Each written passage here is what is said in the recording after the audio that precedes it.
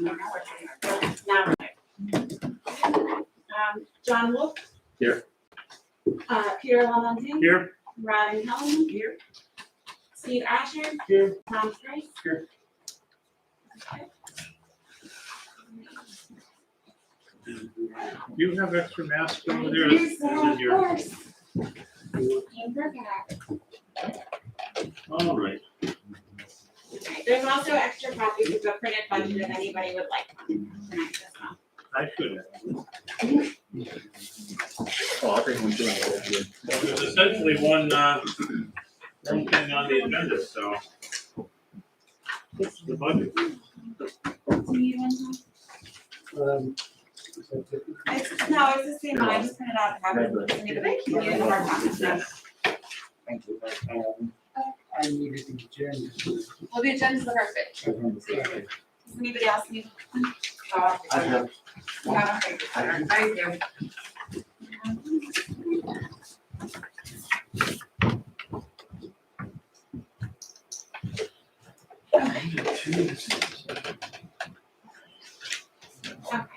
So tonight's budget workshop, I wanted to just do a brief presentation, give you an overview of the manager's proposed budget, and then you can open the floor up for comments and guidance from council on how to proceed from what I have drafted for your draft next week. Okay, just kind of starting from the beginning, the 2022 budget timeline. We started back in August with the finance committee meeting and discussing tax increases back then. So tonight is your budget workshop. Next Tuesday, you'll have the 2022 Borough Council budget in front of you to consider advertisement for. And then December 14th will be the evening to consider adoption of your 2022 budget. So a brief overview of where you are right now at the end of 2021 with your taxes. So your total tax mill is 30.375, broken up between your 4 different funds. General fund is 25.67, fire protection, ambulance, and then Central Bucks Regional Police is 3 mils. That was the one, your Central Bucks Regional Police funding was your 3 mil increase for 2020 in that specific fund. As of October, 1 mil equals $34,972 per the Board of Assessment. You have not had a tax increase in your general fund in 7 years. You have reallocated mills from other funds into your general fund, but you have not done a tax increase specifically for the general fund in more than 7 years, from what I can find. Just as in general to keep in mind, your general fund does have a cap of 30 mils. However, you do have the option to petition the court for an additional 5 mils, and you would have to do that every year that you would go over the 30 mils. Fund balance is the difference between your assets and liabilities or your available cash at that point. It can be restricted or unrestricted, usually used to cover budget deficits or one-time expenditures. Some are restricted to certain purposes, like if you get fee in lieu ofs that are allocated only for trees or sidewalks, that would fall under the more restricted category, versus just general cash that you can spend on anything. You've been rapidly depleting your fund balance over the last several years, and having little to no fund balance is seen as a GFOA bad financial practice. So going back and looking at your audits, for 2019, you had $201,000, and then 2020 you ended up with $35,000 because you ended with an $88,000 deficit for 2020, according to your audit. This year we're hopefully anticipating a not dipping into your fund balance too much for 2021, and then looking at your 2022 budget without a tax increase, you're dipping back again into it around $11,000 by the end of the year budgeted right now. So the finance committee met with them, and we discussed 4 different tax scenarios. No tax increase, a 1 mil increase, and a 1.5 mil increase, and then a 2 mil increase. So your total expenditures stay the same for all of the 4 years, or all the 4 scenarios at about $1.65 million. So with no mil increase, your revenue would be about 1.628 million, 1 mil through 1.63 or 663, and then from there, as you can see, obviously your revenue will increase as you raise your mills. This is just looking at your year ending for 2022 proposed.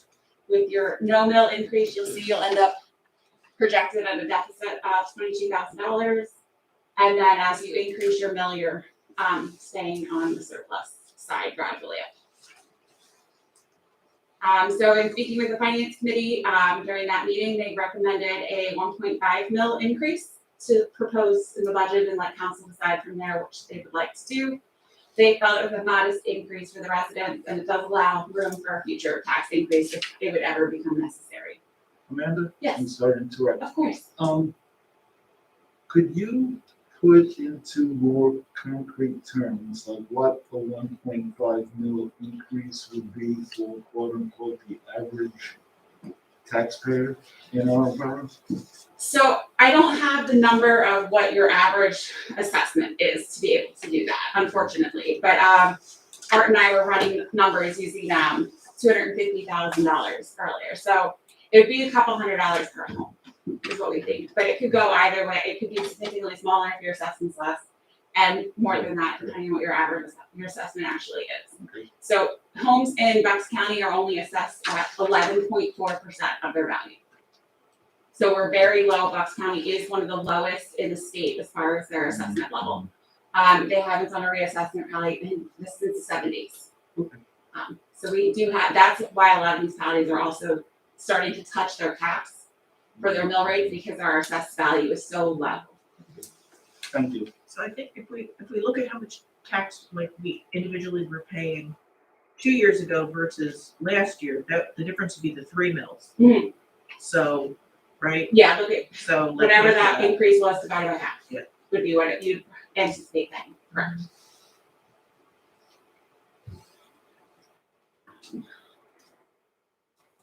So that was their recommendation, and then that would hopefully increase your fund balance up to around. Okay. So at the 1.5 mils, we can build a fund balance this year. Correct. But did you say next year we would run short? No. You do Or, I'm not, sorry, 2023, we would run short. Was that, not in the general fund. You'll be okay with the general fund still in 2023 with it. 1.5 mil increase. I'm in ignorance of the distinction. Okay, so for your finances, your budget, the way that we have to do it, there's different funds. Right. And so if you don't mind, let me go through the presentation because it'll cover every by all fund. And then it'll hopefully clarify Yeah. No, for you the Good. different funds. And So go ahead. This recommendation. This by the is general finance- fund only. By the finance committee. Yes. Was this unanimous? Was there disagreement? What was the Yeah, discussion? no, it was unanimous. We started seeing the picture and everybody agreed, I believe, right? Yeah, I don't think there was any questions about it. We saw what was happening, we saw what we needed to do. And again, ultimately, it's a recommendation and you guys, it's up to you to really determine what if you want to increase it all or nothing at all. So going through our individual funds for 2022, looking at just your revenue changes, and I'm considering a budget with a 1.5 mil increase based on recommendation from the finance committee. So that's what we're looking at right now. And that's what's in the budget that's in front of you. So it'd be looking with the proposed mill rate of 1.5, it's about a 4.9% increase. So your new mill rate would be 27.125. So for the building permits within the budget, there is a potential for it to increase higher because we're anticipating the second building being constructed at 409 East Butler, so that could help with revenues as well. And then 638 East Butler Avenue, you also approved an apartment complex, a building there recently, so they should probably go into construction there.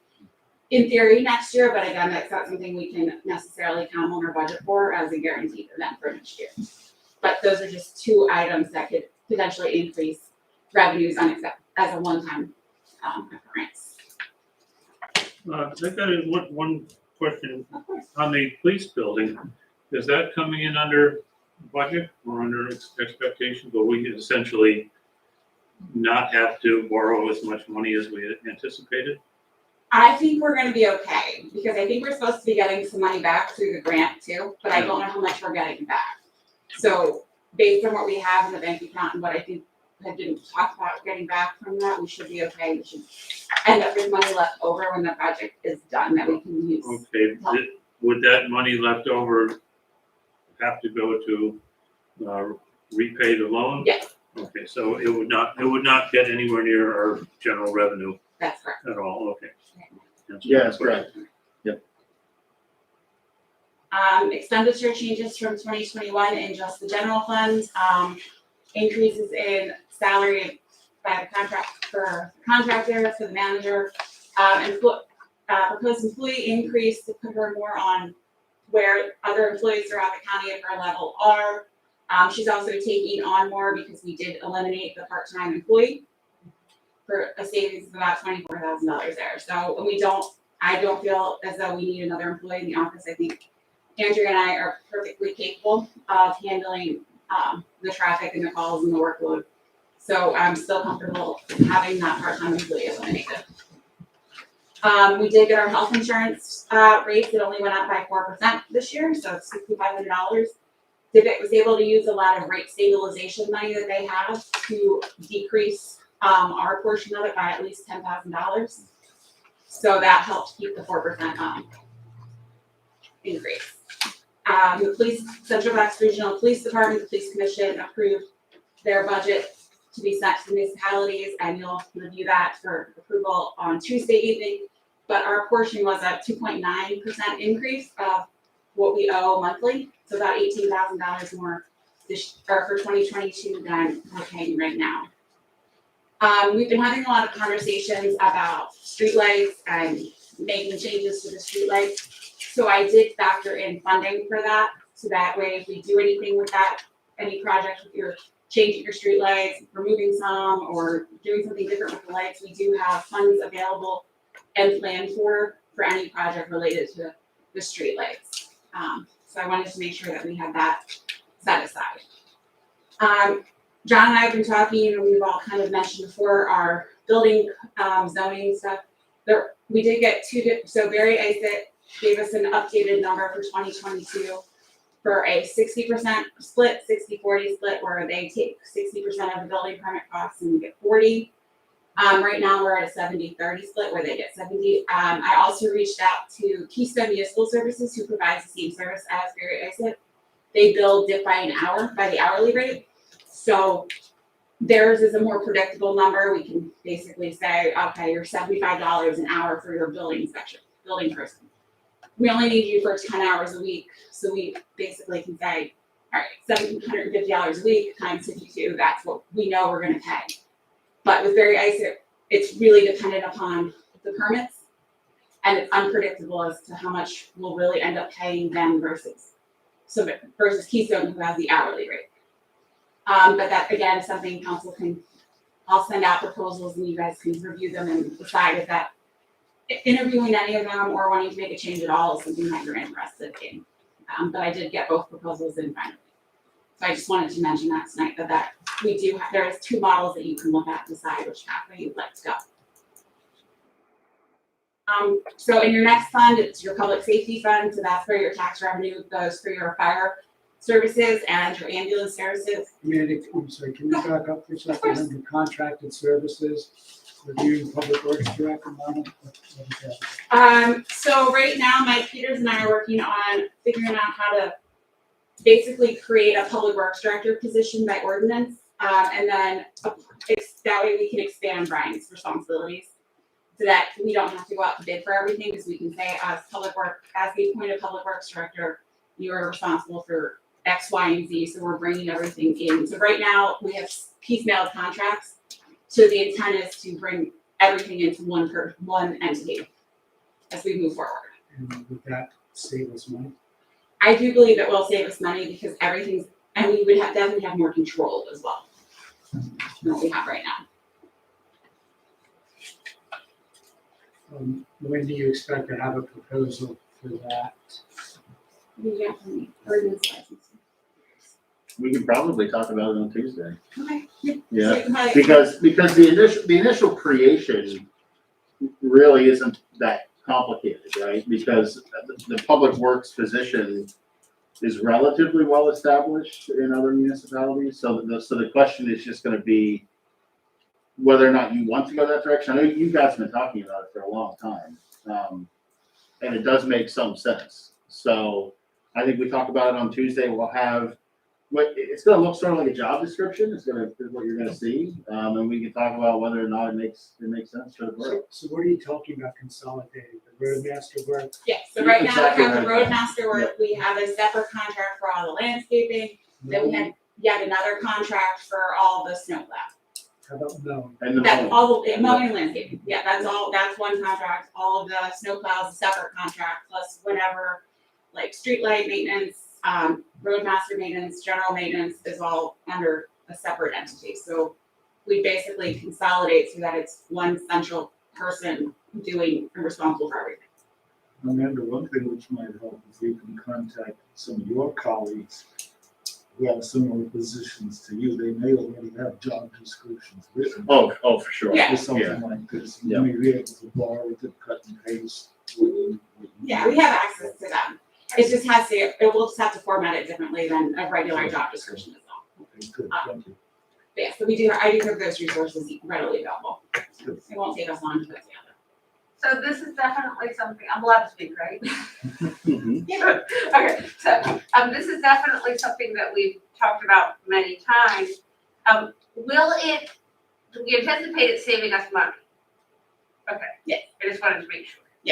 Yeah, and part of that, Laurie, is the concept that we're trying to come up with is that it would be, you have one public works director, but it's a contracted service instead of an employee. Yeah. And that's how you save all the money. Okay. By Plus, not- they'll by also not- have equipment, so we don't have to go out and Yeah. buy equipment. Yes, all of that, I mean, it makes sense, I think, for many reasons. I just wanted to make sure it actually saves us money. That's the goal. That's the goal. That's the Okay. goal, yeah. Okay. And I think as we move forward, and get a sense of council's direction, we can actually try to get some numbers together. I mean, Brian's all for it. He loves you guys. He would love to do the job. You know, on an efficiency standpoint, it makes Yeah. all the sense in the world. I do think that you have to show us that it will end up saving us money, given our financial situation. Yeah. Are you talking about bringing them on as an employee then? No, It would be a No. contracted appointed position. yeah, so- that's a great question. So we envision it being a contracted position to avoid that. Okay. Yeah. And then that way he would still have access to equipment and we would not be responsible for purchasing equipment as well. And a contracted position does not have benefits? Correct. Correct. Yeah. Then this would be put out to bid, for the job? Yeah, well, that's up to you guys. If it ends up being an appointed position for a public works quote unquote director, no, it doesn't have to go out to bid. But you can put it out to bid if you wanted to, right? So, totally up to you as we keep talking about it. My question was, do we have to? No, only because, again, you're not just engaging this person to do these random, like, they're gonna be the coordinator of all those services, so it's a different level of responsibility than just a contractor.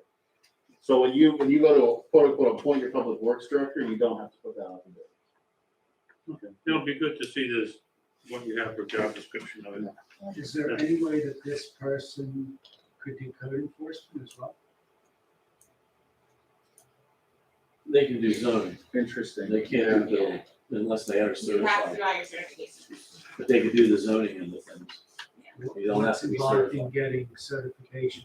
What's that? Last time What I, is involved in getting certification? For what, building? Well, for Brian to get certification for, so he could do. The BCO you is need your pretty, Well, BCO, PCO is nothing, that's a but you need 5-day everything course. else. But you'd have to go into, building plan review.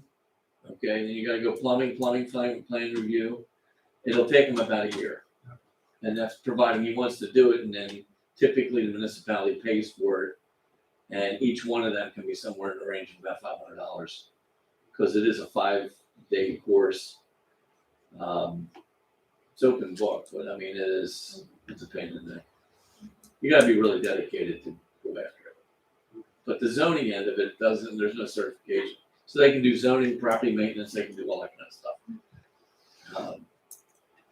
I don't think we have enough here to justify doing, getting somebody in-house that would do building, construction and things. Because we just don't have, we don't want it. That's why the service end of it. Making zoning part of this job description. I was not, no. I just figured, because it's something even I can do and I've done in the past as a zoning officer. And talking with, Keystone Municipal Services, I had even said to them, because it's a lot harder right now to find a zoning officer.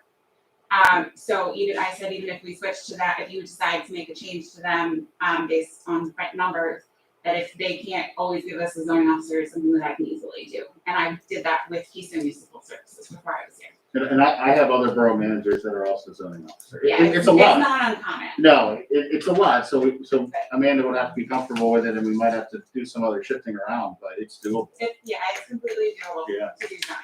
Yeah. And not abnormal for managers to do it.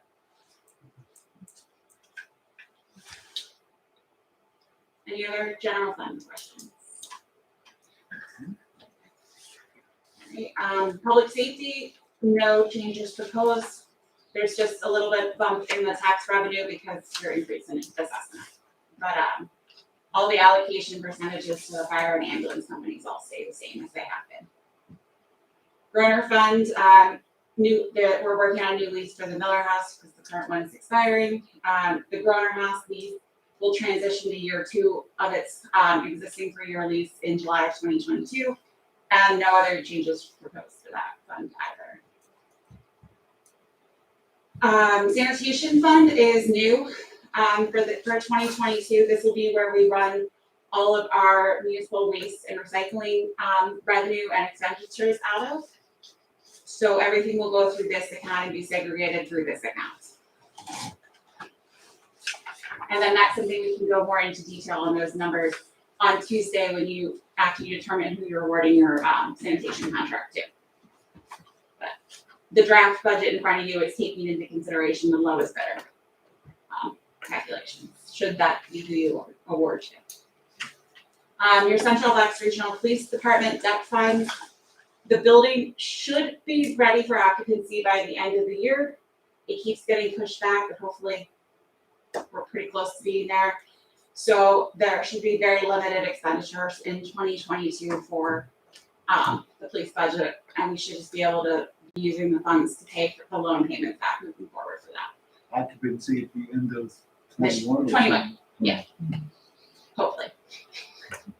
We'll see. They keep pushing it back, so we'll see how it goes. When I was there a few weeks ago, they were nowhere near ready to be moved into that building.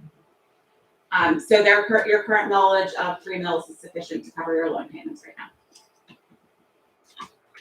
Your capital funds, just going over what's in there right now. So you'll have your American Rescue Plan Act funds, which is the stimulus money. So we have half of the $310,000 right now. We'll get the other half next year, for the total of $310,000. Be used for stormwater and a few other projects, but that's a plan that we can put together what we'd like to use that money on in early 2022 and proceed from there with that. Butler Avenue sidewalk project all comes out of the capital fund as well, mostly grant funded. We do have to finish the phase 1 grant, which included Keeley Avenue all the way to West Sandy Ridge Road by June 30th. The grant funds expired on June 30th. We have to get all the work done. The paperwork is in with PennDOT right now for their final reviews, and hopefully we can get the bid documents to you for review and put out the bid in the next month or 2. If PennDOT finishes up.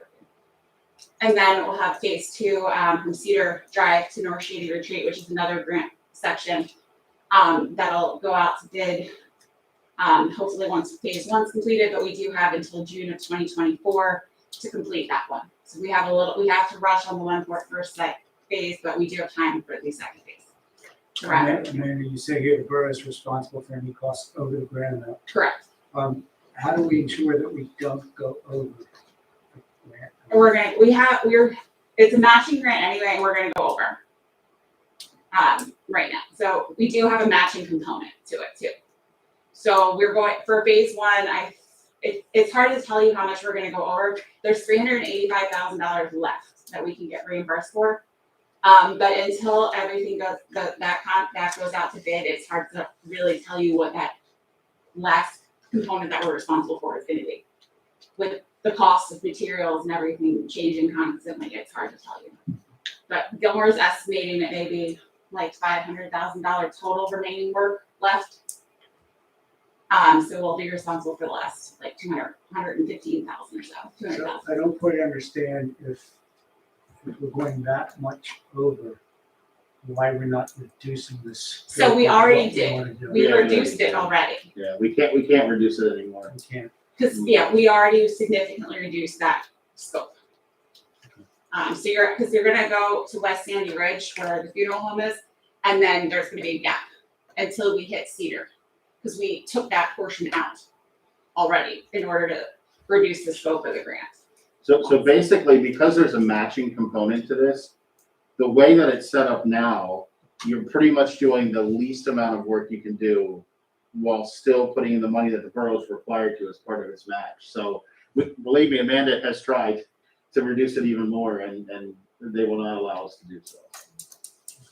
So do we have a contingency then for this? Because it's a risky, it's really up in the air what the cost will be. And we're more or less compelled to do it. So I would think we should have some contingency fund set aside for this. So we are gonna move, at the end of this year, we did get the transfer tax in from the sale of the 409 East Butler. So that money was about $90,000, so that I'm moving into capital to help cover this as well. And so hopefully we'll have, if you end up raising the mill rate, we'll have a little bit more money too that we can, if we need to, we can transfer over as well and to help cover our portions of it. And you could all pray that somehow the federal government decides you can use ARPA funds for Exactly. like general infrastructure, because that would be huge that would solve our problem. Exactly, yeah, it would help. So that I think that's one of the reasons Amanda's just sitting on this, and everybody else is too, hoping that there's some change in what we can use that money I mean, is that still a possibility or they? for. Yeah. Anything's possible. Anything's Possible, right now, they're not doing it. Right now, they're not doing it. Right. Yeah, John's exactly. Yeah, you can only use it for infrastructure, you can't use it for stuff like In this. infrastructure, it's water, sewer, and Sewer. stormwater.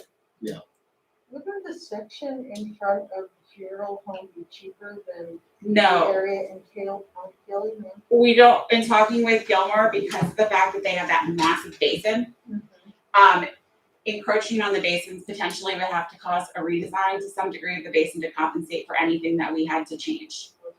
So that actually will most likely drive up the cost higher than stopping before we hit the funeral home. Well, that would be a stormwater issue, wouldn't it? There you go. I like your thought. And we could really expand on the Cook's Run crossing. That would be a stormwater issue. Why wouldn't it be if we have to reconfigure that? Because we're creating the issue. We're creating an issue. Yeah. The only way we could do that is if his basin overflowed and flooded out too constantly. Then you could take that money and do it. We'd be creating a problem, not Yeah. fixing any problem. But believe me, I'm sure they're on top of that because every municipality will look for something. Everybody's, yeah. Yeah, I mean, do we even have enough stormwater issues to spend $310,000 on? well, in a Yes. heartbeat. Oh, Absolutely, yeah. yeah. We are so far behind in maintenance, rebuild, cleaning. I mean, everybody, how many times did we get talked to about, my road's flooding all the time? Yeah, fine. Okay, the other day. Yeah, you missed all this fun the other day. I bet you really missed it too. But, it was just, this borough has really, this is one of the things I'm pushing on the public works end of it too. Because we have never been proactive to maintaining our infrastructure at all. We've never had the people to do it. So, I'm hoping with that in mind, this money coming through, that we can try to get ourselves caught up. You see all the work happening with the electric lines going down here, that's where that money's coming from. They get a chunk of this infrastructure. money, and so, Pico's going through and just blowing things open so that they don't have down trees and wires and things like that. They're redoing poles, they're redoing their infrastructure, which Pico has never done. I mean, Pico is more on a reacting situation than they are proactive. So it's nice to have that money floating around, but they are very restrictive on what you can do with it. Unless, like Mike says, somebody decides, somebody down there gets poked and they say, well, maybe we'll open it up to something else, then the federal government, it can change at night. Yeah, literally. Yeah. Liquid fuels is where your, liquid fuel fund allocation goes that we get from the state every year. There's no road work proposed for 2022 because we do have that loan that we took out and we are responsible for the annual payments. We're only getting $81,000 or so allocation from the state in liquid fuels, which is $2,000 less than 2021. But our loan payment for the year is gonna be $85,568. So there is some fund balance in liquid fuels to help cover that. But starting in 2023 to the end of the loan at 2028, we're dumping out to $110,000 annual loan payment, with liquid fuels continuing to drop every single year according to my PennDOT sources. So we're gonna quickly run out of fund balance to help us cover that. And we're gonna end up needing to, I think this is what you're probably talking about here, transfer from the general fund into liquid fuels to help cover the cost of the loan. Yeah, but that's about $1 million. $30,000 from what we're now paying. I don't know, I'm not sure if we can raise taxes in liquid fuels. Well, no, you can't do anything about liquid fuels, that's fixed, but we're stuck paying back the loan. Correct. So you can take the 80,000 or whatever they give us and put it in, but you have to make the balance up out of the general fund, which is $30,000 a year, which is $1 million. Correct. So what we're saying is, we're going in for this budget, pretty certain that next year we're going to have to up it in mills. Is that correct? Yeah, potentially, yes. Certainly by 2023. Yeah. Cause you'll have, 2024 most likely, cause there's about $45,000 left in fund balance right now. So you'll still have about $40,000 left in fund balance, at the end of 2022. So you could make it through 2023 before you need to float anything. It would be 2024 would be when you would need to start floating money from the general fund. So why is the liquid fuels allocation decreasing? That's State? COVID. No, taxes, it's all based upon fuel. Uh-huh. It comes out of, your gas, when you look at your gas prices here and elsewhere, it's the road taxes. And because nobody drove last year. I mean, 3 years ago, they said that it would stay at the new given rate. And Uh-huh. this is prior to COVID. Right.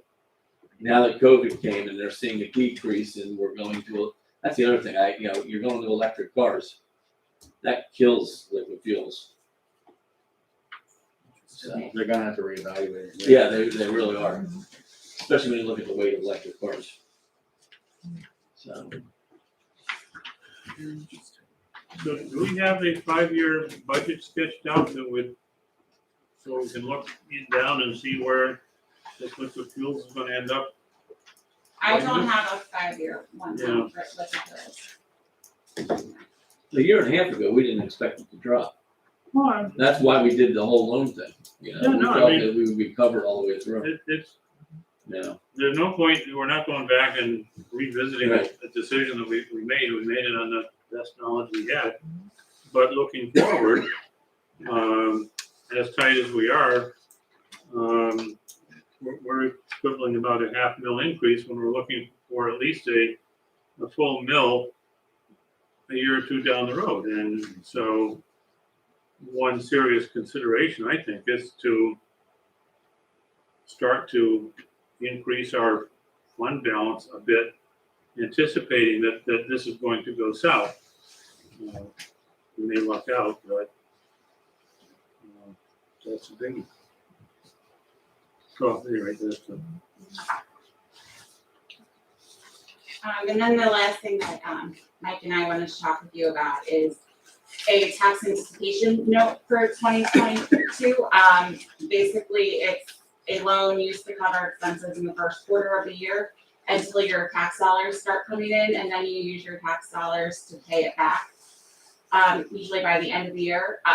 Looking at where we are from a cash basis, going into the end of the year and what we spent in the last 2 years in the first quarter, I'm not comfortable saying that we have enough cash to get through the first quarter of 2022. So this was just something that I wanted to float, and Mike was gonna talk a little bit more about how that works in the process. Yeah, so, lots of municipalities have to do it because, as Amanda said, and as you know, your tax income doesn't start coming in the door until much later in the year. The notes, the way that they're set up, they are, there's a few ways to do it, but the way that you would probably do it is almost like a revolving line of credit, where we decide on an amount, and we'll have to talk about that. The documentation is very simple, the loan is very simple. It's sometimes necessary. If you had more fund balance, you'd be fine. And obviously, if it's a revolving line of credit, if you don't need it, you don't use it. I mean, you don't use it. We did this a couple years ago, remember? Yeah. We I did a was line gonna of ask about credit. that. We didn't You do did, TAM, you we you did a line of credit instead of a TAN. Yeah, We don't have that open anymore. it's supposedly it faded away. I haven't seen any documentation that we have anything like that open anywhere. Okay. Yeah, so that was, so John's exactly right. It wasn't a TAN, it was a little bit different. This is gonna be, in that specific circumstance, it was of such a low amount that we didn't even need DCED approval. It was pretty straightforward. This is gonna be, although very simple, a more formal process where, you do go through, a formal note process. There'll be a schedule for repayment, but the big number that you have to know is by the end of 2022, you're fully paid up. That's the whole point of the TAN. So they work well as long as you're fiscally responsible and don't use it like extra money. It's tax money that you're just using early. Have you done them anywhere else, Amanda? We've done them in Warminster in the last few years. Yeah, my smaller boroughs have to do them every now and then. Totally depends. That did it in 2012. Yeah. Like Warminster is another one that had very low fund balance, hadn't raised taxes in 8, 9, 10 years, and we were hitting a point where the cash wasn't there. And they had to, I think, took out a $1.5 million TAN in 20, I don't know if we did it in 2019 and 2020, but they had to do it because we didn't have the cash flow coming in the first quarter, and it was the only way that we'd be able to stay afloat. And then we just paid it back at the end of the year. So if you're gonna do that, you don't need to make a decision tonight on it, but It's just something we But wanted to give you. by Tuesday, you should have some sense of I know that's quick, but, because you wanna close on it by the end of the year, obviously, so that you have it for the start of 2022, so. How much would the loan be for? Roughly. Yeah, so, We have to run some final numbers Yeah. to come up with. so the last one I did for a borough this size was $250. And they didn't end up using close to the whole $250,000. But I don't know, Amanda and the finance folks can. And what is our flexibility to borrow? We don't know that yet. Okay. Yeah, we don't, so that's the last piece of it, John, obviously, Yeah. is, with the debt we have hanging out there, are we gonna be all right even taking a TAN? So that's why you move on it relatively quickly, you figure all that out. I assume Amanda will suggest having PFM help us, you guys know how to do a good job. But I think you'll be all right from a borrowing basis, but we have to figure it out. So, yeah, we got that $1 million note. Absolutely, John. Well, Okay. it's really something we have to do because the consequences of not doing it are only gonna cost us more if we have to go out in a panic and Absolutely. borrow money on the open market. It's And this is like Mike says, this is a common practice, it really is. Because tax money doesn't come until April. Yeah. You never wanna do it, but as long as you're careful about it and you plan it out, it's fine. Yeah. And I've never had an issue with the TAN in any of my municipalities. Everybody's always careful, it's fine. We'll try to take out the lowest amount that we can take out to survive with. Have we ever done that here? You've done a line of credit before, and I don't know, did Sam ever access that line of credit, do you know? I have never even seen. I don't- I don't think she did, I don't think, I remember us doing it, I just don't remember John did I it, don't recall. I think yeah, we- John Foley did it, so. It was before we did the $1 million road. Yeah.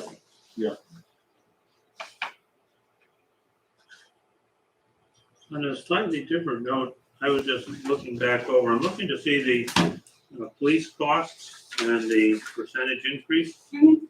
And I'm not seeing it, and it's probably here somewhere. So it's a 2.9% increase.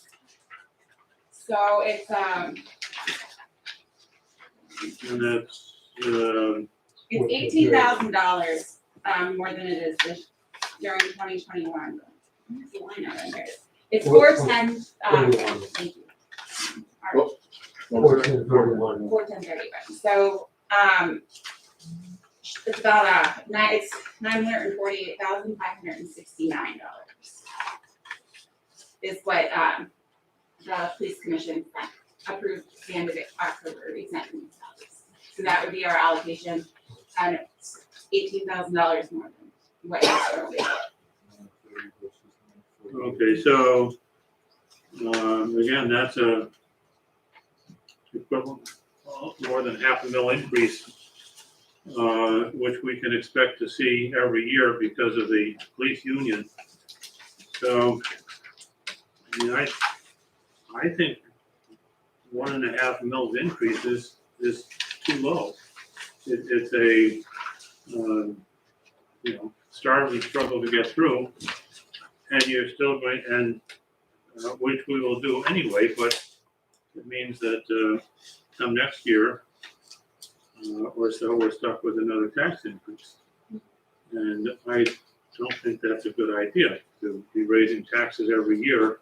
I think we need to take a little bit longer look at it. I mean, nobody wants to do it, but it's, and we've cut everything really out of the site, except for the sidewalks out, so there's very little other money for cultural or other stuff. I did add in, to the general fund, the car show does still have their line item in it. And I know the pop-up park was something that, they wanted to do this year, so I did, allocate funds in for that as well, that way. At least there's something there for that, should they choose to do that this for 2022. Yeah, well, the car show was actually a positive revenue thing, Yes, so. it was. But I mean, there is little of any leeway for anything. And I think we're being irresponsible. Keep in mind that, whether we raise taxes 1.5 mils or 2 mils, we're also talking about having residents pay their trash bill up front. We're gonna look at that as a trash tax, on top of this tax increase. So Is that something we can revisit? I mean, are we set? We haven't made a decision on that, but you'd have to rebid it. And we do have time to rebid it. Yeah, you do have Because to rebid it seems to me, like if we're doing the tax increase, we should also throw the trash on the we same. don't have to rebid it. You do. Yes, we Yeah, do, we because we have to have to figure it change the terms so that the residents would each hold their own individual We contract. would have to rebid. Yeah. Yes. Yeah, it's a complete revisioning of, now, is it that big of a deal? Not really. I don't think the bids are gonna come in that different, but you do have to rebid it. But they're gonna have to do the I'm work. just saying there are a lot of residents that aren't gonna make a distinction between the fact that the trash bill's going up. Mhm. I mean, they're gonna see it as another. Mhm. How does it benefit us? So the reason why we entertained this, most of your municipalities that have trash service do it this way. Now, right now, as a municipality, we have no control over the trash. Right. Because you folks are paying it.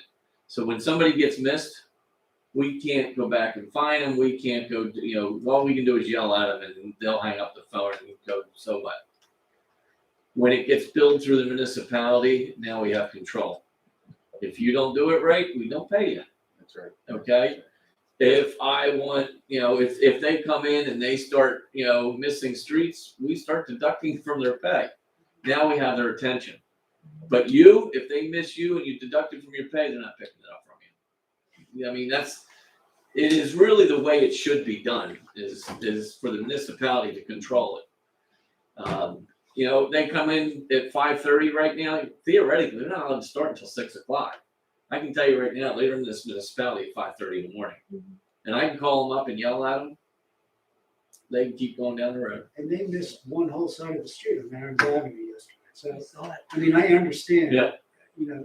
I agree it's something we should do from an efficiency standpoint. And you'll get better numbers because they know that they're gonna get paid. I'm just saying, we need to be aware how a lot of residents are perceiving. Second one, we have to educate people. But that's the bottom line. I mean, it's every municipality has single hauler trash is getting through the municipality. For trash services. Right. Either it's on your tax bill or it's coming out of your checkbook. Right. But I I think- understand why people. So may one of the think it's tax. proposals, Mike and I spoke with the tax collector about different mechanisms in order to try to split up the bills. And unfortunately, we're not allowed to put any bills on the school district bill. So the entire amount of your trash bill would go on your regular diesel bill.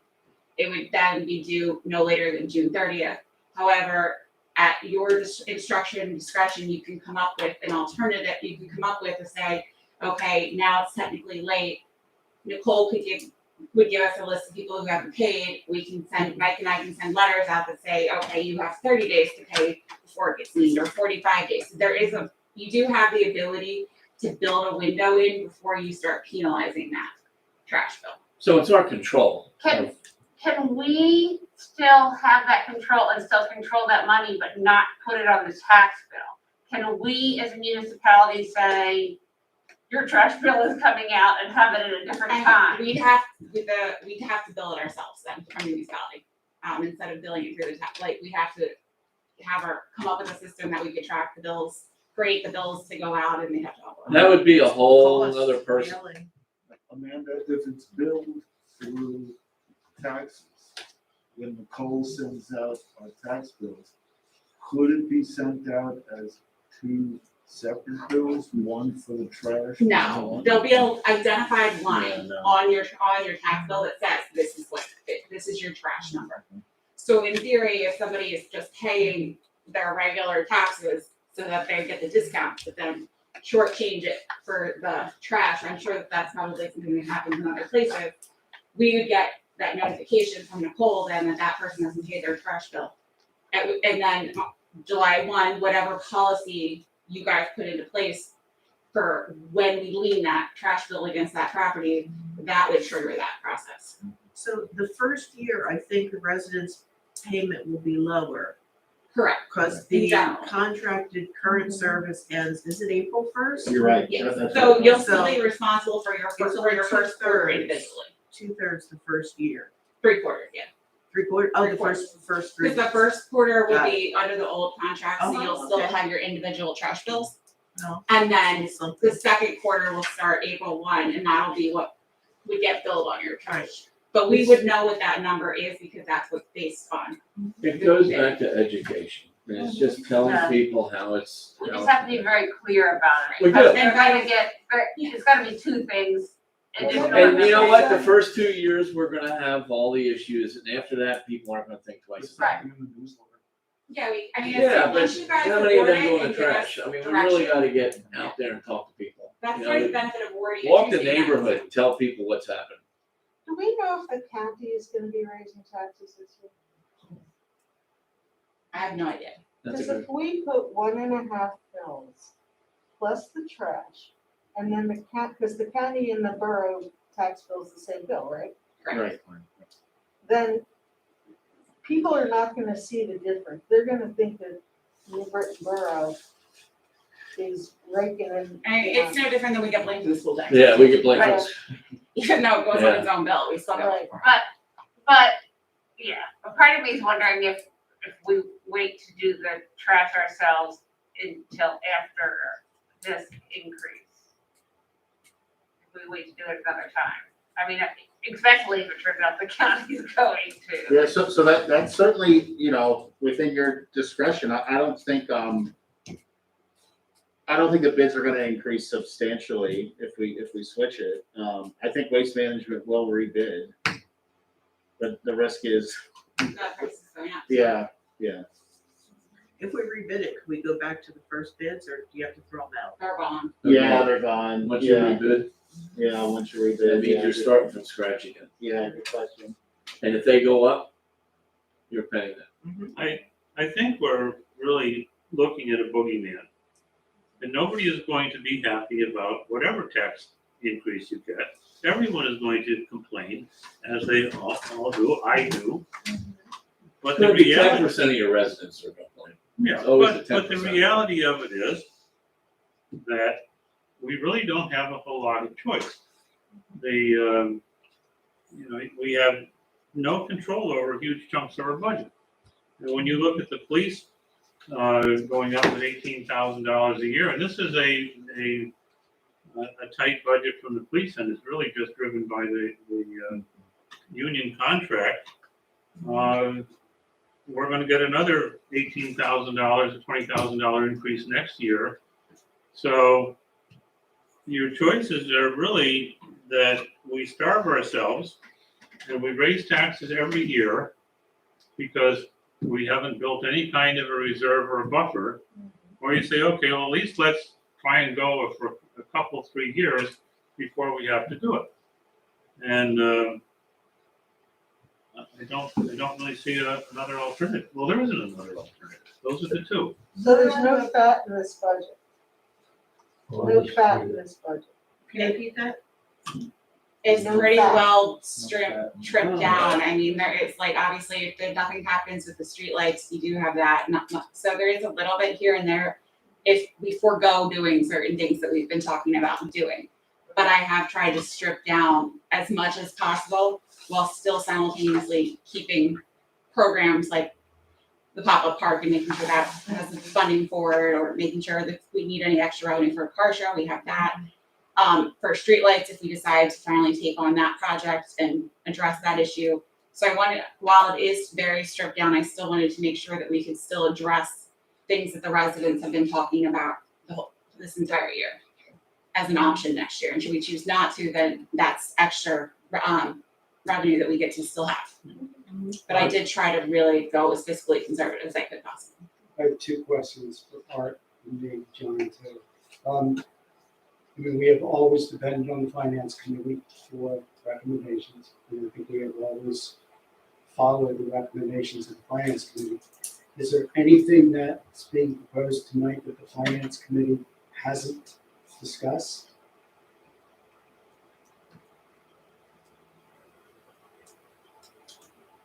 I think we haven't met for about a month. We missed last month. Did you probably didn't talk about the We didn't, no, we didn't talk about tandem. We probably didn't, we lightly discussed the trash. We didn't get into the detail that we have now. I mean, that was the first part of my, the second part of my question is, do you guys have any concerns about anything we've heard here tonight? And do we need to take any of this back to the finance committee?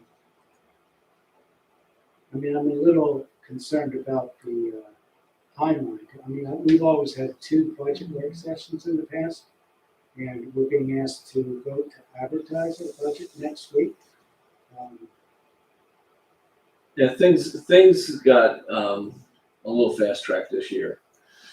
Due to one reason or another, but in finance, due to COVID, didn't meet as regularly as they wanted to. We are trying to keep up with the changes also.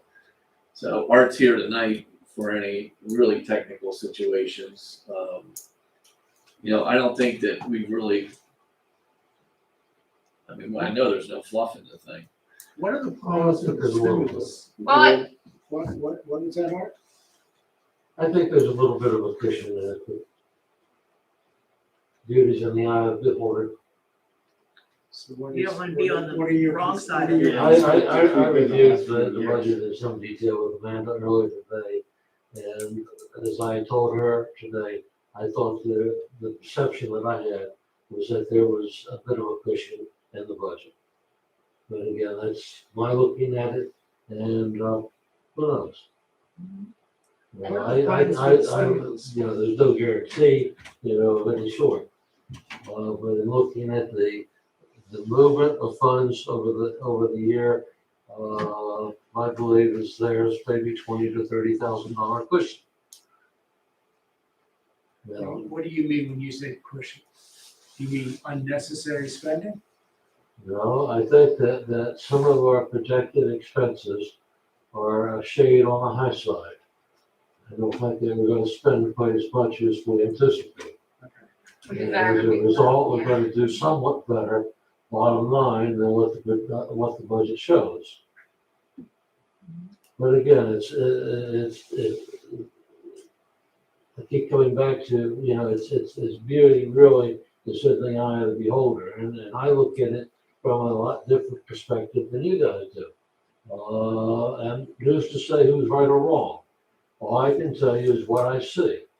And I think you've done a good job. I think Amanda's done an excellent job with the budget. I think she's tried to anticipate where things needed to be anticipated. Are there wild mistakes? I don't think so. I think you've got something that you could be comfortable working with. That's my professional opinion. And as far as what about, as far as, what recommendation do you have as far as the tax bill increase? Really, that's not my decision to make. I think, the finance committee had previously recommended 1.5 mil. The budget reflects 1.5 mil. I'm comfortable with that. If Frank feels that it should be more, I think that's, just a decision, that the council needs to make. I'm comfortable with where it is. You said Frank. I mean, Peter. Peter. Sorry, So, I'm old and, I so just want one to make thing, sure you're not speaking for Frank. no, yeah, no. so one thing, Peter has mentioned, maybe we should try to get ahead of this with higher millage this year. What's really the negatives of raising the taxes again next year? Is it more that people just don't wanna see that? Perception and Election.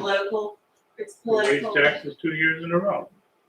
Yeah, that's really the main Yeah, benefit. maybe, Election. well, I mean, if it actually looked like we had to raise the next year, why wouldn't we raise it this year? And that's something that's up to you. I just presented the finance recommended. Ultimately, the final decision on anything is up to council. They look at it another way. The total amount of money the borough is going to spend from this year and next year is essentially fixed. It's just a question of how you're gonna pay for it. Right?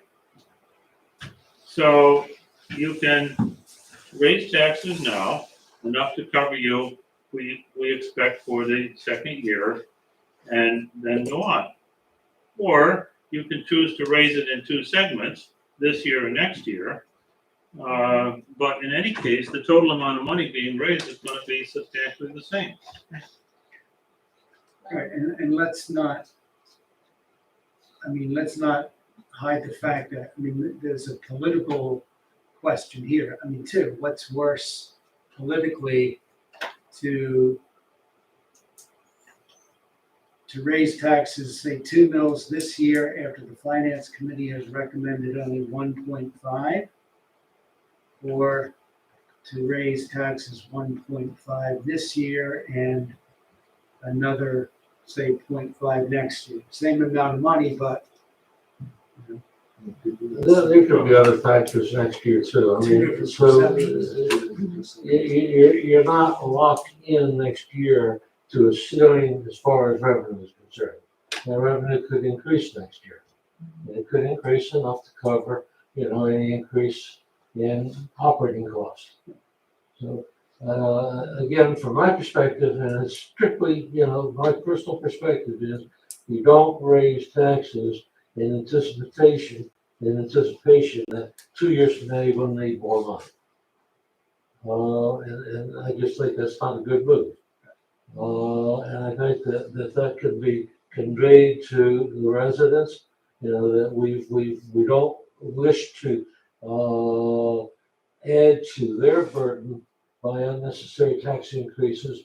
We looked at this carefully. This is our belief as to what is required, and if we need more next year, we'll come back and talk to you next year.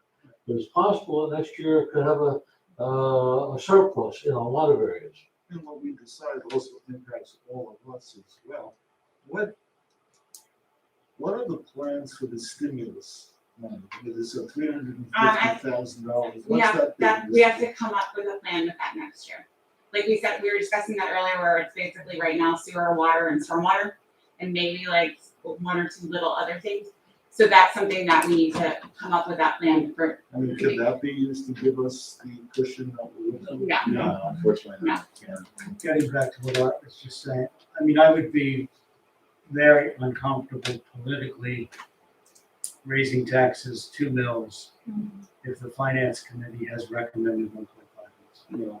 I think you should just take what you need for the year. I mean, this is, you're gonna be including trash on this as well, on this bill. And I just think that, I know you have to be fiscally, right about things and always have a cushion, but it doesn't have to be $200,000. A lot of people are not doing all that well out there, and some people are doing great, and then others are hurting, and I just hate to see us, take more than we need. And I think that's one of the reasons taxes were not raised Right. during the pandemic. I think, as I recall, some of the council meetings, we felt that it would be insensitive to raise taxes when people were struggling. Maybe we should stop building apartments and build more townhouses and condos and things like that we can get more taxes on. So those from the finance committee, Amanda, would you say that due to COVID, our budget is riskier? In other words, is there more uncertainty because of how we're going to recover from the pandemic? I mean, from an expenditure side, the bulk of the budget is set because of the police requirements. Okay, I mean, that's over $1 million. but the income side, The income side, we still seem to be doing fairly well. Collecting taxes, we're still relatively on par with everything. I mean, as far as like building permits, you're still probably, there's contractors are booked out so far, so you're still seeing people doing smaller projects. You'll still see a land development or two probably coming in, so you'll still see some of that coming in, because everybody's still really busy with that. I'm really not seeing issue, like our assessments continuing to go up, especially once we get the second building, in 409 and then East Butler and 638. So we do seem to still be creeping up slowly as well.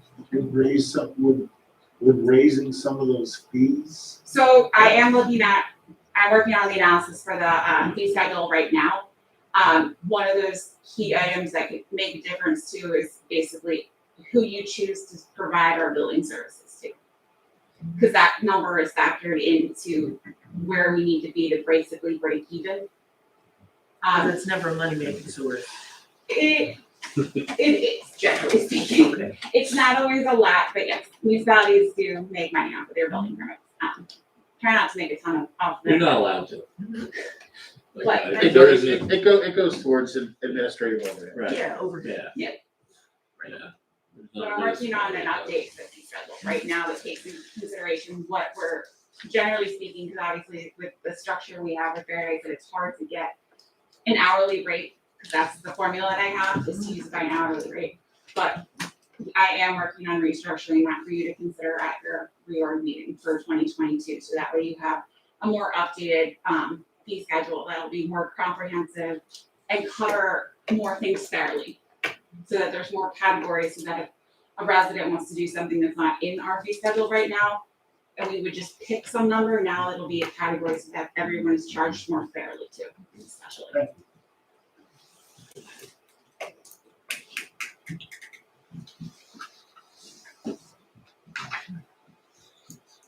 I mean, so as far as your timeline goes, we do have some time. If you want to not look at your budget, if you don't want to vote to consider advertisement next week, we do need, it's what, 20 days or 30 days advertisement? Well, so you need a 10-day inspection window. And then you can, do that 10 days jointly with the tax ordinance, so you can do them all at the same time. That's the ordinance. Yeah, but you need to, if we're gonna pull this off, we can, we can send them an email backtracking from their December meeting. But again, if you. But it's gonna have to be within the next couple of weeks. We'd have, if you want to delay this and have another discussion about it, we would just have to reschedule November, December meetings in order to hit the timeline. So you may not be able to approve your budget December 14th now. You may have to have a second meeting later in December in order to compensate for the advertising windows that are required. So that's just something, this was designed to keep you on your current meeting schedule. But as long as we have that window of time between the date that you authorize advertisement of the budget and of your tax ordinance to the date of adoption, we can just make that calendar work. We roughly need about 2 weeks, if you wanna get a sense of this. Honestly, I don't see any reason to delay. There is not a substantive reason why we would do so, that I can see. And to delay puts more load on staff to have to re-juggle around what we're doing. It's a fairly simple answer. You want to raise taxes for 2 years in a row or 1 year in a row? And then, there's no way around it.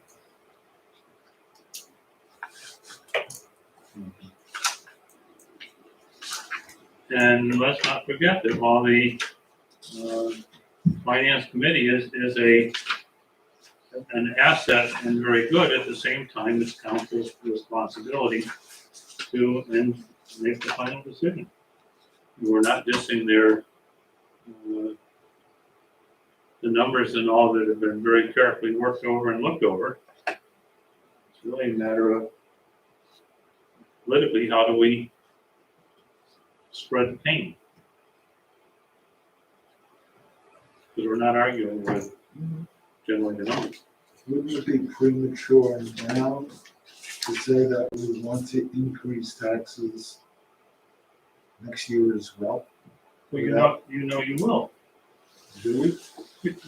If you look at a 2.9% police increase in police by itself, that's 18 to 20 grand that you're going to have the following year. And that's a minimum. And in all of these numbers, there's a uncertainty, as Art pointed out. This is predictions, is not exact. And we're coming in really close to the wire this year. There's going to be other increases again next year in staff salaries and everything else. Our staff are going to be paid more in 2022 than in 21. I mean, we can't increase taxes every year forever. You do have a cap, so you do hit a wall at some point. You only have 30 mils without going to court for the extra 5 every year, up to 5 extra every year. But sooner or later, we will hit the wall. It's just a matter of is it going to be in pulling numbers out of the year, 2025 or 2028? And you're not alone in coming very close to your cap or hitting your cap.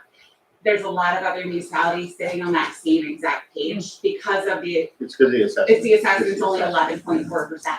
It's at the almost one of the last, lowest assessments in the whole state. Right, and, no, and our There's, older, there's another point to be considered, and that is that you do have the ability, if you needed to increase taxes next year, to go more than 0.5%. You've got basically 4% to go to get to your ceiling. So if next year got really bad, and you needed a 2% increase next year, you could still do it. So, it's not like what we do now walks you out next year. Anyhow, I've said way too much. So I'm gonna be quiet. I'm gonna go back to Yeah, sleep. you've been great. Yeah. Can we get on the county to reassess? It's a very political thing and no, it's, yeah. We had this conversation in Warminster with the same way and it's hyper political. Delaware County actually got sued and forced to reassess. Otherwise, they never would have done it either. So I think it's Montgomery County reassessed. Montgomery County, no, they haven't reassessed in a while, but their assessment value, I believe, is 50% of their value. So they're a lot significantly higher, which is why a lot of their municipalities are not hitting their mill caps as And quickly as you we do are. a lot of older homes here too, Yes. so they're not getting hit with reassessments regularly. Reassessment is a huge cost to the county. And it's That's one hyper- of Yeah, the we reasons should why do I it want to do it. They should do rolling assessments. Yeah. So they had 1970 something, the last time they assessed. Yeah. but this system is a great service to, frankly, the long-term elderly residents Right. whose real estate taxes are hugely less than the young couple that just bought the place next door. So, to some extent, they're benefiting by it, and that's why the county won't Yeah, change. but if you did a rolling assessment, and when the senior sold the house, the young person who bought it would have the higher tax. It's all political, unfortunately. You're not wrong, you're not wrong. You're not wrong You're at all. Definitely not wrong.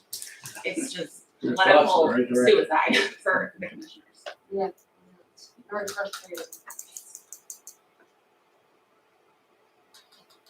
And then we had people on election night asking us for senior reductions in their tax bills. But I think they must have moved into a newer home, because Maybe. newer homes have. Yeah, the newer homes are assessed up higher, for sure.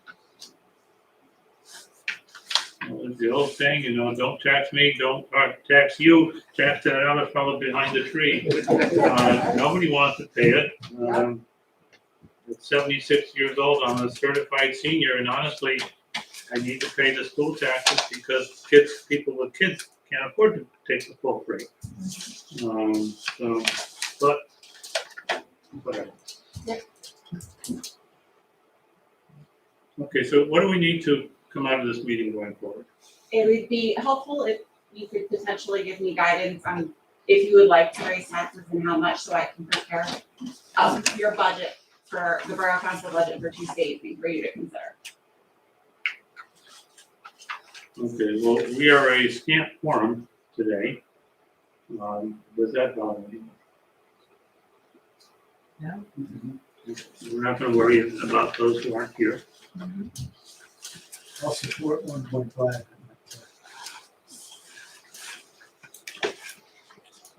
With something like 1.75 million.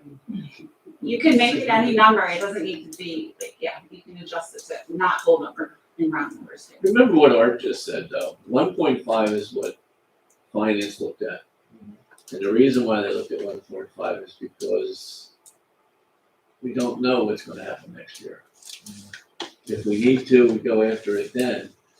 If we don't need to, we can float another year without doing it. And if construction goes through in those couple buildings, if things go better than what they did this year, we have a might lot be, of we winter. might be all right. Right. Even if If something is a expenses mild go winter low. would save you. Yeah, a mild winter would be a big help. Yeah, that would save you a ton of money. This past year was terrible in February. You spent Yeah. almost $50,000 just to get through. But we're riding without a cushion, as you pointed out. Right, And so we need to that's work not towards restoring that over time. We- 1.75 really wouldn't have It wouldn't make. a major impact, so Now, the 1.5 though was everybody's talking about with, I would. you know, the agree trash all of a sudden hitting this year.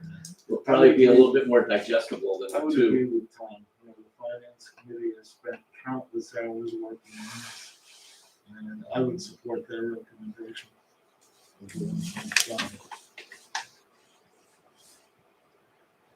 I mean, the 1.5 brings you in about 50,000 additional dollars for the year.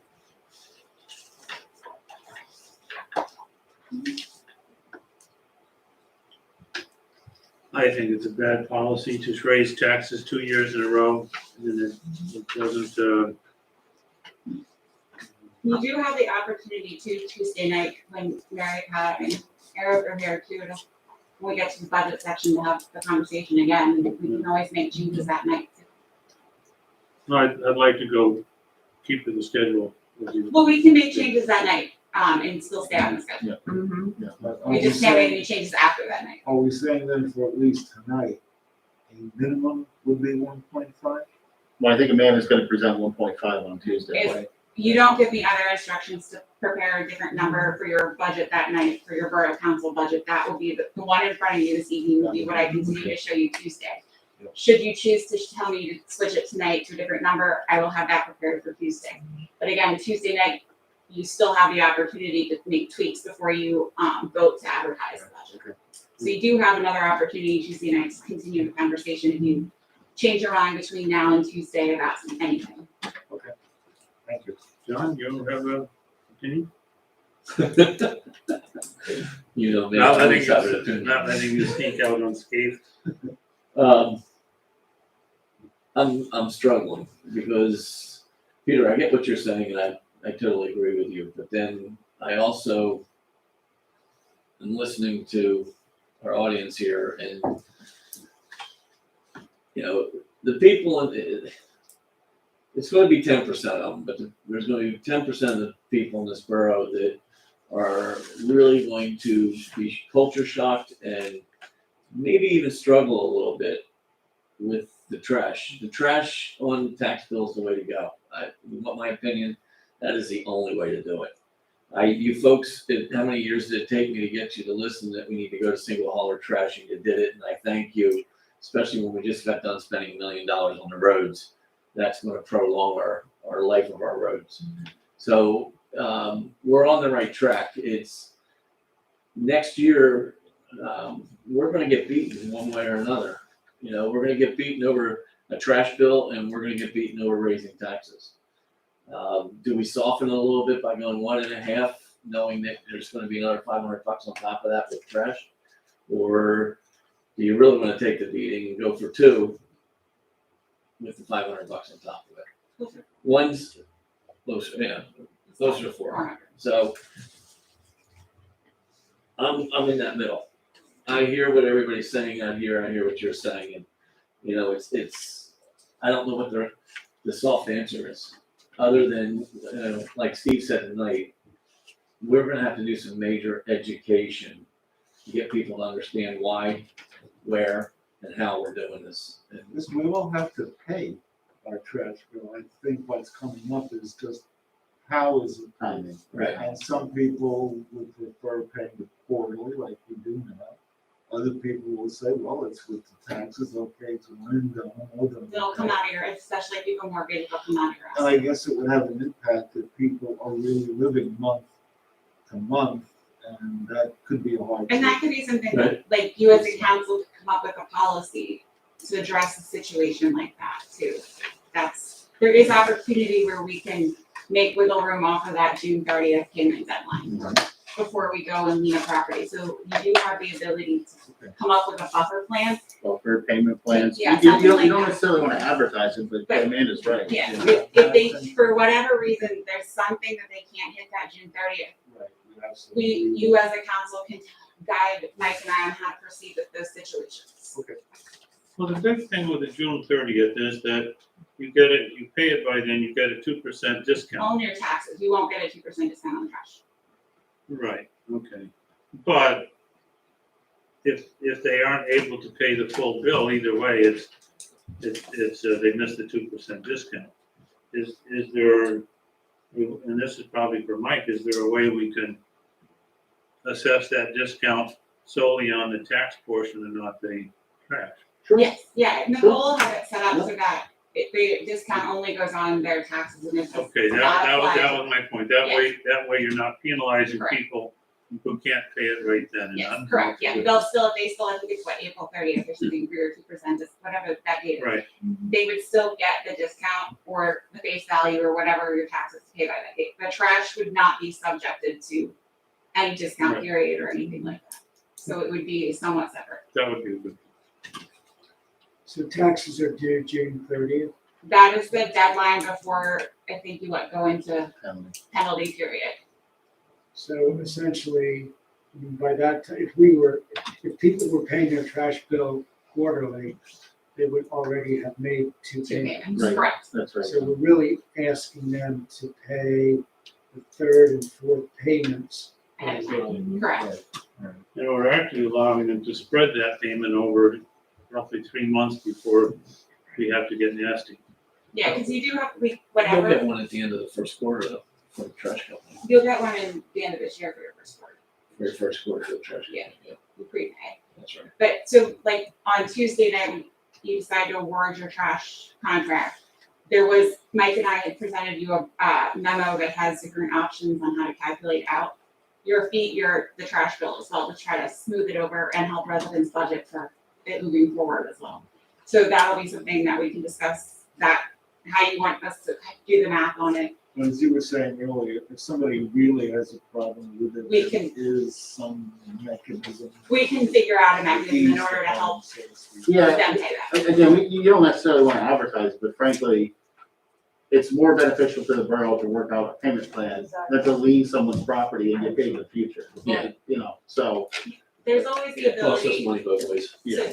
Could it even be a note with the taxes saying?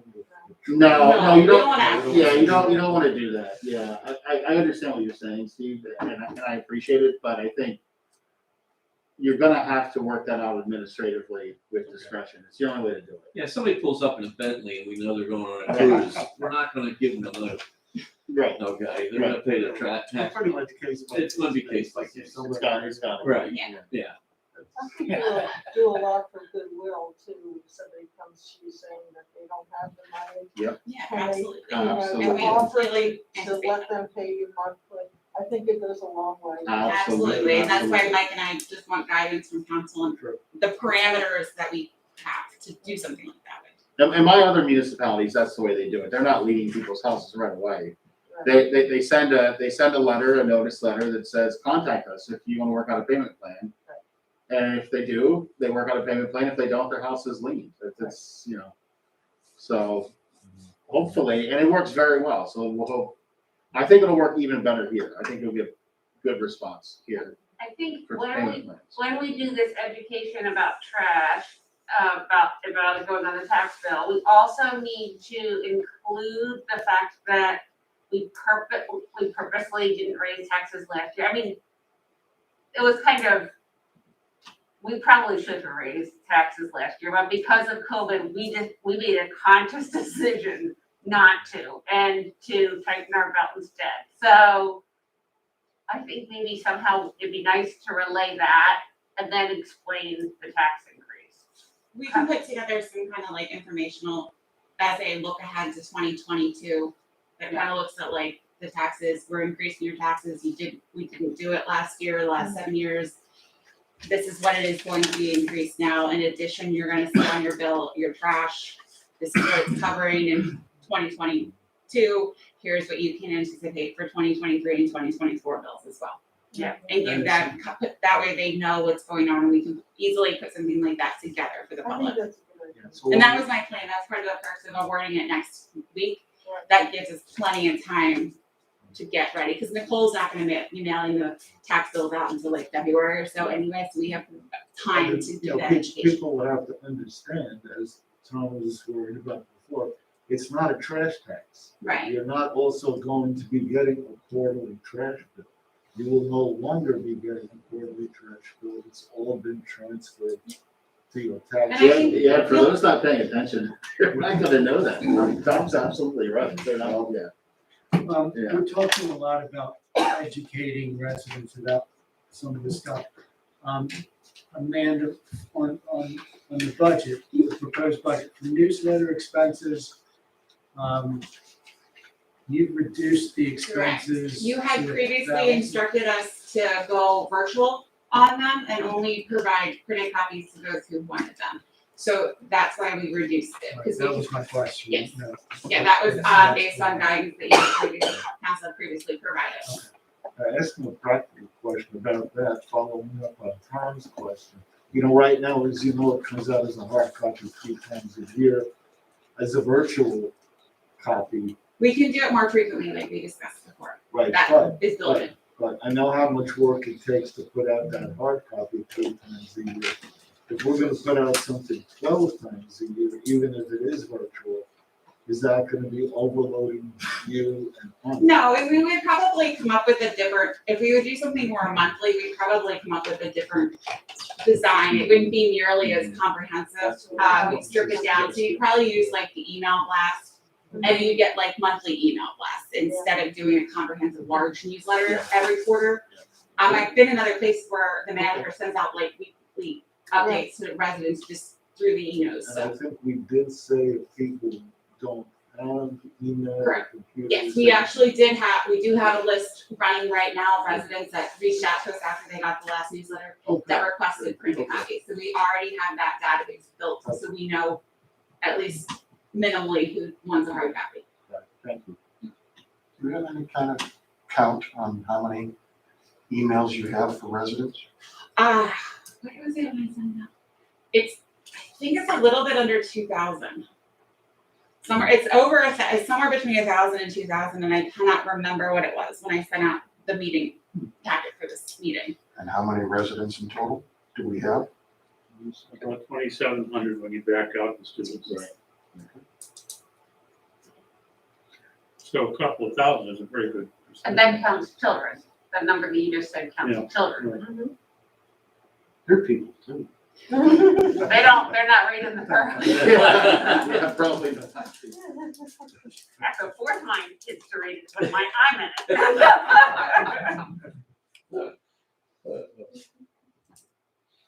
And I'm sure if we start doing something like that monthly, that database of emails will start increasing, because we can build, Definitely will. so we'll build that database as well. And you basically stick with a template. Yeah, exactly. It's easier that way. So there is opportunities to be more involved with the residents by not having to mail things out, because we can do things more frequently.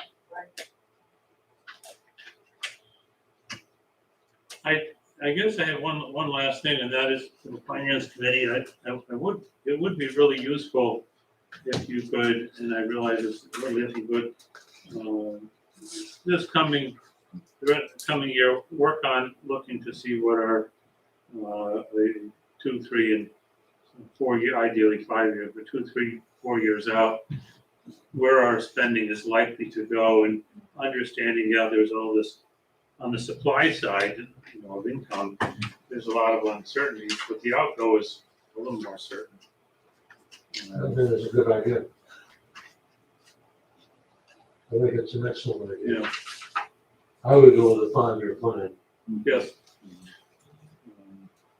And I'm a believer in it, by the way, too. We did have a 5-year plan. We did it in the very beginning, yeah. Does New Britain Borough have an LST? Yeah, we have a local services. Oh, you do? Yeah. Okay, never mind, yes. Yeah. What was that question? Whether or not you guys have an LST in place under the local tax enablement. So you get, property taxes, you get your real estate transfer, and you get your earned income tax, and you get your local services. But no tax. BPP. But no mercantile or business privilege tax. The LST tax is what we were really hoping for out of those apartments, Yeah, that's what I was thinking. right? Right. You know, that's 100. That's one of the things we were hoping it wasn't gonna be college kids, Yeah. because we were really hoping for that out of that. Do we know what percentage of those are college kids? I don't think we I did. don't think so, I don't know. That's something I really wanna get a hold of down the road, Yeah, We might, that's interesting. if that's Yeah. something that the, especially the new building that's gonna go up. if that's something that the property owners will share with us, we would, Yeah, because we want to Be make able sure to- we're capturing all of that. Right. well, we do have opportunities to do LST and Absolutely. EIT audits. And Absolutely. I've done them in the past too, where you work with the company that collects your EIT and LST. You basically can pick little segments of the borough at a time. That's a great. They that's a great submit, they idea. give you a list and you go through it and make sure you're not missing any addresses or anyone on there. We did apartment inspections over in Hatfield, and that really helps on situations like that, because it gets you in each apartment. And typically you can tell if it's a student type dormitory versus somebody's home. Maybe on this, what's it called now, a square, or what is it now? Butler. Butler Square. Butler Square, maybe when that's built out, would be the perfect time to do that. Absolutely, and it's not a lot of legwork to do an audit on your EIT and your LST rolls. I've done it before and it didn't take me very long, and I did it when I was in Worcester, which is significantly larger. And I was able to get through the township fairly quickly. I'm into one nitpicky question, there's a line item for expenditures, car crews. Yes. We didn't receive funding from the borough because it was all covered. So but it's still in there, so I'm assuming that you get whatever $1,000 in your income and donations and you put out your $1,000 of that, that's how that's working, so it'll balance itself out. So whatever your expenditure line is just basically what you spent this year and raise, that way could be completely different next year, but it's not gonna exceed your revenue. Okay. It just, I need a holding number basically to compensate, with the understanding that the revenue side of that is gonna come from donations and sponsorships. Thank you.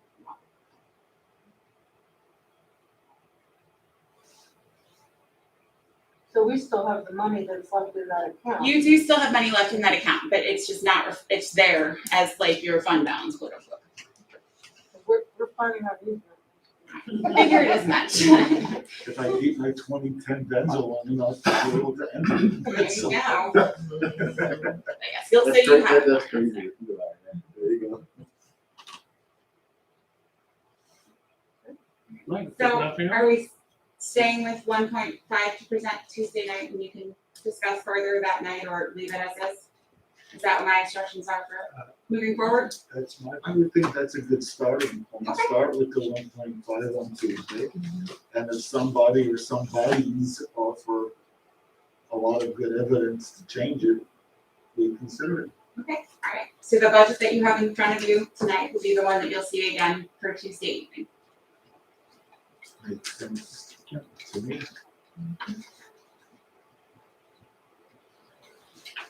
That's good. That's all I have. Does anyone have any Do we other? have to vote on that? No, not at all. There's no action taken. It's just discussion and guidance tonight. Okay, Your action will be on Tuesday evening. sounds good. All right, Thank meeting you. adjourned. Art, thank you very much. Welcome.